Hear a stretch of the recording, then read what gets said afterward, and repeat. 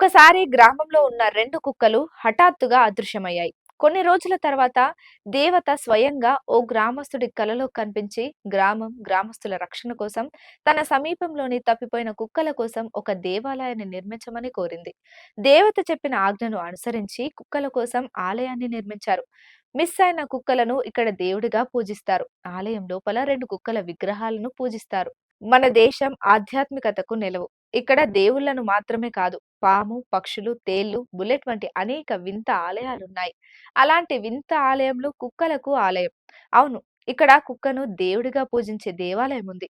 ఈ వింత ఆలయం కర్ణాటకలోని చిన్నపట్నంలోని డాగ్ టెంపుల్. ఈ డాగ్ టెంపుల్ గురించి అన్ని ఆసక్తికరమైన విషయాల గురించి ఈరోజు మనం తెలుసుకుందాం. కర్ణాటకలోని చిన్నపట్న నగరంలో అగ్రహార బలెగెరహల్లి అనే చిన్న గ్రామం ఉంది. ఈ నగరం చెక్క బొమ్మలకు ప్రపంచ వ్యాప్తంగా ప్రసిద్ధి చెందింది. దీనిని బొమ్మల పట్టణం అని పిలుస్తారు. బెంగళూరు నగరానికి దాదాపు 60 కిలోమీటర్ల దూరంలో ఉన్న ఈ దేవాలయం గురించి మన దేశంలో చాలా మందికి తెలియదు. అయితే ఇక్కడ ఆశ్చర్యకరమైన విషయం ఏంటంటే, ఈ ఆలయానికి ప్రపంచ వ్యాప్తంగా ప్రతి సంవత్సరం భారీ సంఖ్యలో భక్తులు వస్తుంటారు. ఈ ఆలయాన్ని 2010లో ధనిక వ్యాపారి రమేష్ నిర్మించారు. గ్రామంలోని ప్రధాన దేవత అయిన కెంపమ్మ దేవతకు అంకితం చేయబడిన కెంపమ్మ ఆలయాన్ని నిర్మించి ప్రసిద్ధి చెందాడు. గ్రామస్తుల కథనం ప్రకారం ఒకసారి గ్రామంలో ఉన్న 2 కుక్కలు హఠాత్తుగా అదృశ్యమయ్యాయి.